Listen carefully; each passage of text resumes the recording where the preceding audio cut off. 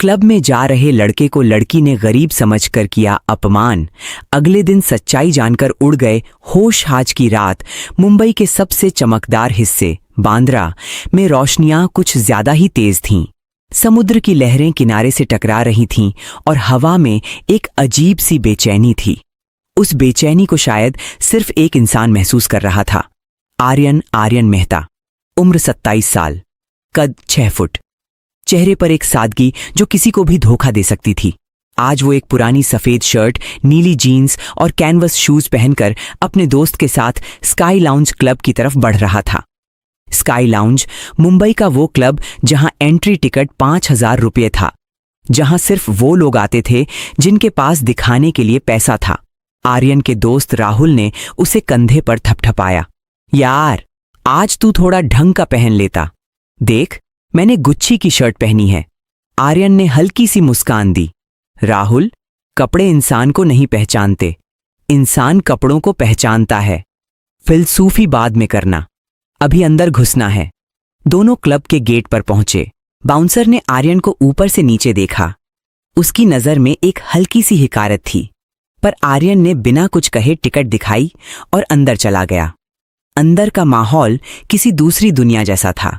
नीली और बैंगनी रोशनियां, जोरदार म्यूजिक, महंगी शराब की महक और हर तरफ चमकते हुए लोग। आर्यन ने एक कोने में बैठकर सोडा मंगवाया। तभी क्लब के सबसे बड़े वीआईपी सेक्शन से एक ठहाका गूंजा और उस ठहाके की आवाज के साथ आई नेहा सिंघानिया। गुलाबी ड्रेस, हीरों के गहने, लंबे भूरे बाल और एक ऐसी मुस्कान जो किसी को भी पल भर के लिए रोक दे। नेहा मुंबई के सबसे बड़े बिजनेसमैन राकेश सिंघानिया की बेटी थी। पैसे, शोहरत और घमंड तीनों उसके खून में थे। नेहा अपनी 3 सहेलियों के साथ वीआईपी लाउंज से निकलकर मेन फ्लोर पर आई। सभी के हाथ में शैंपेन के गिलास, सभी के होठों पर महंगी लिपस्टिक और आंखों में वो नजरें जो बाकी दुनिया को छोटा समझती थीं। नेहा की नजर अचानक आर्यन पर पड़ी।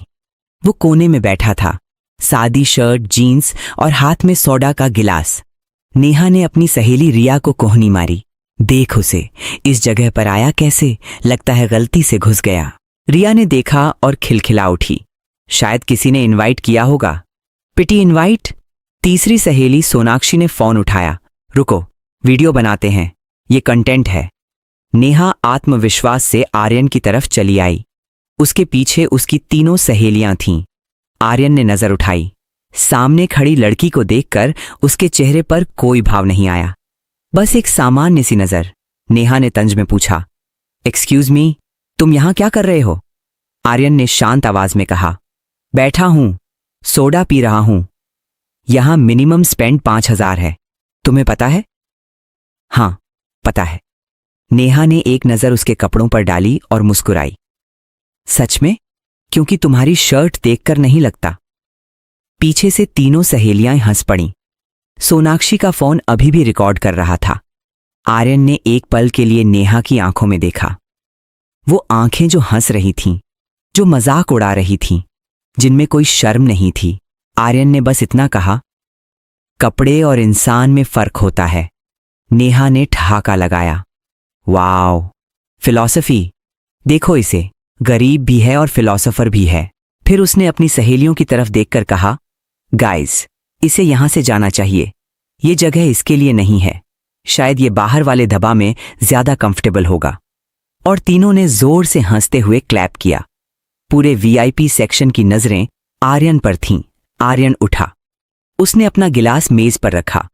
राहुल घबराकर पास आ गया था। आर्यन ने एक बार नेहा को देखा।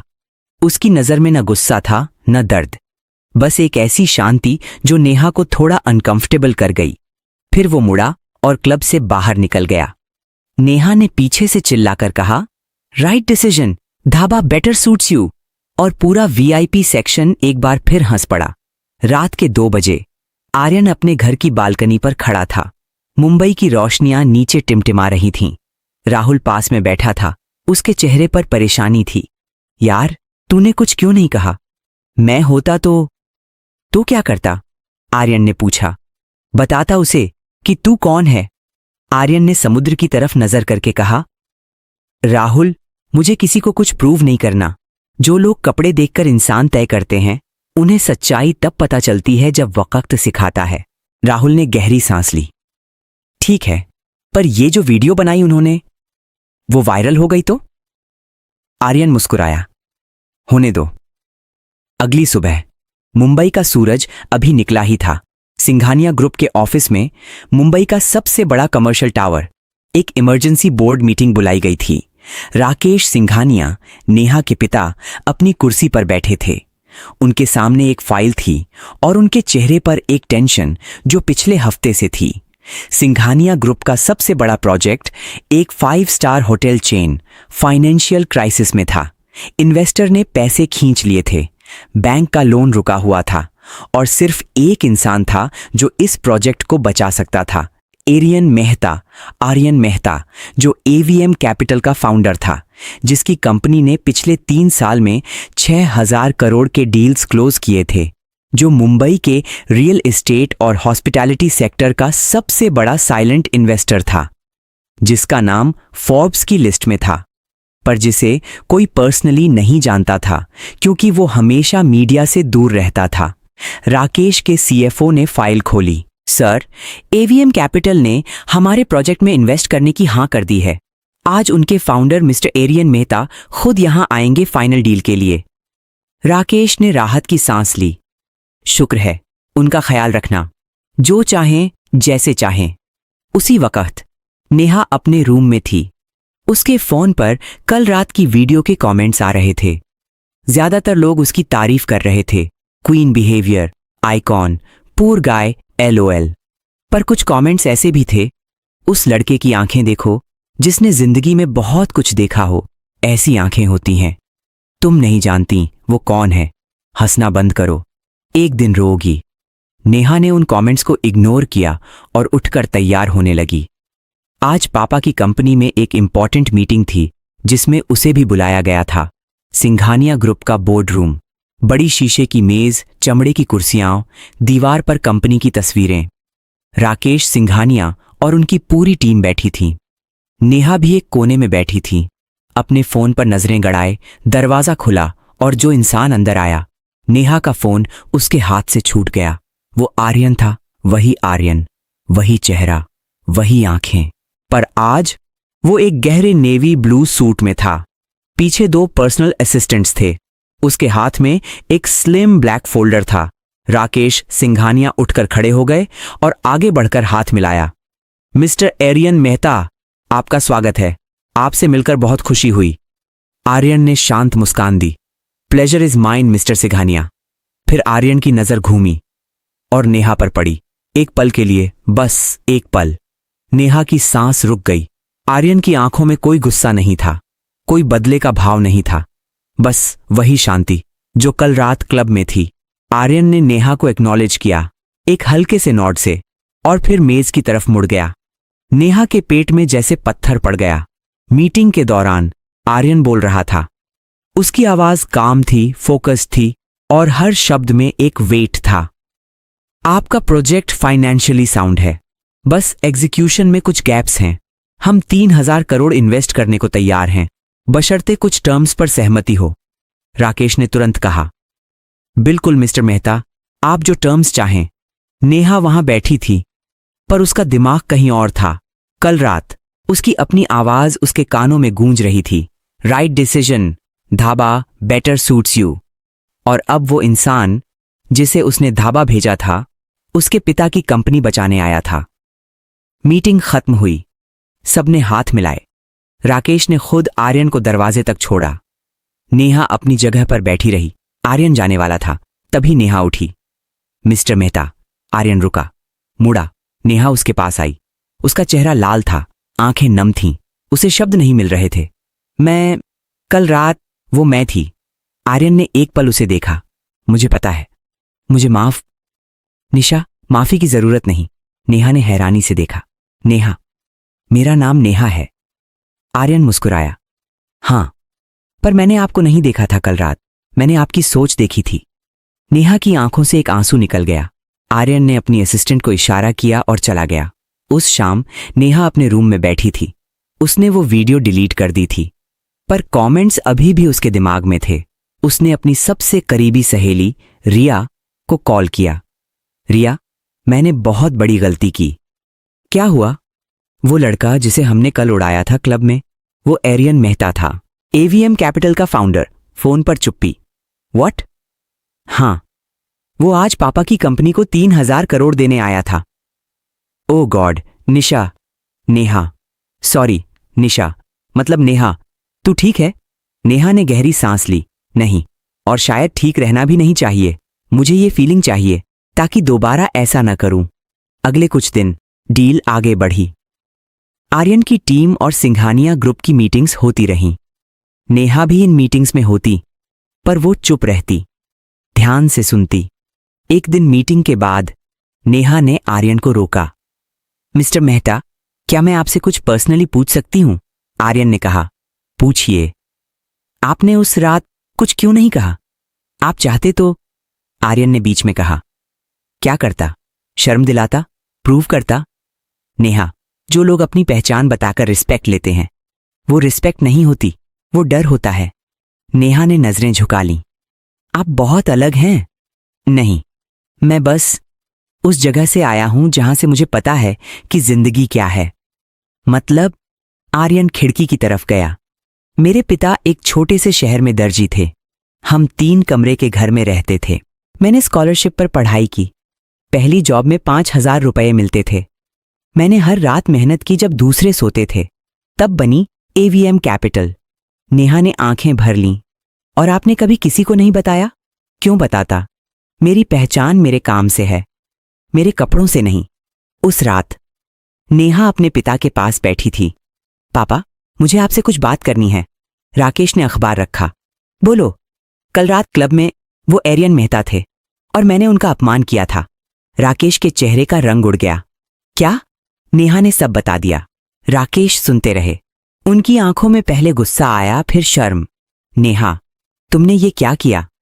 मुझे पता है पापा। तुम्हें पता है उन्होंने डील कैंसिल भी की हो सकती थी, हमारी कंपनी डूब सकती थी। हाँ, तो फिर उन्होंने। राकेश रुके। नेहा ने धीरे से कहा, क्योंकि वो हमसे बेहतर इंसान है। कमरे में लंबी चुप्पी। राकेश ने उठकर विंडो के पास जाकर कहा, जाओ और माफी मांगो प्रॉपरली। अगले दिन नेहा एवीएम कैपिटल के ऑफिस के बाहर खड़ी थी। एक छोटा सा ऑफिस, कोई बड़ा बोर्ड नहीं, कोई फैंसी लॉबी नहीं, सिर्फ एक क्लीन प्रोफेशनल स्पेस। रिसेप्शनिस्ट ने पूछा, अपॉइंटमेंट है? नहीं, पर प्लीज बता दीजिए नेहा सिंघानिया आई हैं। थोड़ी देर बाद आर्यन की असिस्टेंट आई। आइए। आर्यन अपनी कुर्सी पर बैठा था। उसने नेहा को देखा। बैठिए। नेहा बैठ गई। उसके हाथ हल्के कांप रहे थे। मिस्टर मेहता, मैं। आर्यन? बस। नेहा ने गहरी सांस ली। आर्यन, मैं माफी मांगने आई हूं। फॉर्मली नहीं, जेन्युइनली। उस रात मैंने जो किया वो गलत था, बहुत गलत था। मुझे अपने पैसों का घमंड था। मुझे लगता था कि कपड़े और ब्रांड नेम्स इंसान की वैल्यू डिसाइड करते हैं। मैं रॉन्ग थी। आर्यन ने उसे सुना, चुपचाप। आपने डील कैंसिल नहीं की, आपने मेरे पिता की कंपनी बचाई। उस इंसान की कंपनी जिसकी बेटी ने आपको पब्लिक में ह्यूमिलिएट किया था। मैं समझ नहीं पा रही कि ये जेनरॉसिटी है, बड़प्पन है या इंसानियत है, आर्यन ने कहा। नेहा की आंखें भर आईं। हां। एक लंबी चुप्पी। फिर आर्यन ने कहा, नेहा, आपने गलती की, पर जो इंसान अपनी गलती मानता है वो बड़ा होता है। बहुत कम लोग होते हैं जो जेन्युइनली माफी मांगने आते हैं। नेहा ने आंसू पोंछे। क्या आप मुझे माफ कर सकते हैं? आर्यन ने एक पल रुककर कहा, माफी की जरूरत नहीं, बस एक वादा करो। क्या? कि अगली बार जब भी कोई आपके सामने कम लगे उसे एक चांस दोगी, एक इंसान की तरह। नेहा ने सिर हिलाया। प्रॉमिस। 3 महीने बाद सिंघानिया ग्रुप का नया होटल चेन लॉन्च हो रहा था। मुंबई के सबसे बड़े इवेंट में सब लोग थे। नेहा स्टेज पर थी, माइक्रोफोन हाथ में। आज हम यहां हैं क्योंकि एक इंसान ने हम पर भरोसा किया। एक ऐसा इंसान जिसे हम पहचानते नहीं थे, जिसे हमने सही नजरिए से नहीं देखा था, पर उसने हमें माफ किया। उसने हमारी कंपनी बचाई और उसने मुझे एक सबक दिया जो मैं जिंदगी भर नहीं भूलूंगी, कि इंसान की वैल्यू उसके कपड़ों में नहीं, उसके किरदार में होती है। हॉल में तालियां गूंजी। नेहा की आंखें भरी थीं। दूर एक कोने में आर्यन खड़ा था। वही सादी शर्ट, वही जीन्स। वो मुस्कुरा रहा था। कुछ हफ्ते बाद नेहा और आर्यन एक कॉफी शॉप में बैठे थे। यही वो जगह थी जहां उन्होंने पहली बार प्रॉपरली बात की थी। कोई मीटिंग नहीं, कोई बोर्ड रूम नहीं, बस दो इंसान। तुम्हें पता था वो रात से ही कि मैं कौन हूं? नेहा ने पूछा। नहीं। अगले दिन मीटिंग से पहले पाटा चाला। तो तुम चाहते तो? हां, चाहता तो डील कैंसिल कर सकता था, पर डील बिजनेस है और बिजनेस में पर्सनल ईगो नहीं होनी चाहिए। नेहा ने हंसकर कहा। तुम सीरियसली बहुत अनोइंग हो। इतने अच्छे क्यों हो? आर्यन ने कॉफी का घूंट लिया। अच्छा नहीं हूं, बस जिंदगी ने सिखाया है। क्या सिखाया? आर्यन ने खिड़की से बाहर देखा। मुंबई की भीड़, लाखों लोग, हर कोई अपनी जिंदगी में लगा हुआ। कि हर इंसान की एक कहानी होती है। जो दिखता है वो सच नहीं होता, जो नहीं दिखता वो असली होता है। नेहा ने धीरे से कहा। मुझे तुम्हारी कहानी सुननी है, पूरी। आर्यन ने उसकी तरफ देखा। बहुत लंबी है, मेरे पास वक्त है। और वो बैठे रहे। घंटों मुंबई की शाम ढली, रोशनियां जलीं, समुद्र की लहरें चलती रहीं। आर्यन ने अपनी कहानी सुनाई। एक छोटे शहर के दर्जी के बेटे की कहानी, रातों को जागकर पढ़ाई की कहानी, रिजेक्शन की कहानी, गिरने की कहानी और फिर उठने की। नेहा सुनती रही, बिना इंटरप्ट किए। जब आर्यन चुप हुआ, नेहा की आंखें भरी थीं। तुमने कभी किसी को नहीं बताया ये सब? नहीं। मुझे क्यों बताया? आर्यन ने एक पल सोचा। क्योंकि तुमने मांगा नहीं, तुमने सिर्फ सुनने की इच्छा जाहिर की। और जो सुनना चाहता है उसे सुनाने में डर नहीं लगता। नेहा ने मुस्कुराते हुए कहा। पहली बार मिली थी तो सोचा था ये बोरिंग है, और अब सोचती हूं ये शायद सबसे इंटरेस्टिंग इंसान है जिससे मैं कभी मिली। दोनों हंसे। एपिलॉग 6 महीने बाद। नेहा का एक नया इंस्टाग्राम पोस्ट था। कोई फैंसी फोटो नहीं, कोई डिजाइनर क्लोथ्स नहीं, बस वो एक एनजीओ में बच्चों को पढ़ा रही थी। उस एनजीओ में जिसे एवीएम कैपिटल फंड करती थी। कैप्शन था, कभी कभी जिंदगी की सबसे बड़ी लेसन किसी क्लब में नहीं, बल्कि किसी के सिंपल वर्ड्स में मिलती है। इंसान को उसके कपड़ों से नहीं, उसके दिल से पहचानो। सीखा एक ऐसे इंसान से जिसे मैंने पहले गलत समझा था। पोस्ट पर लाखों लाइक्स आए।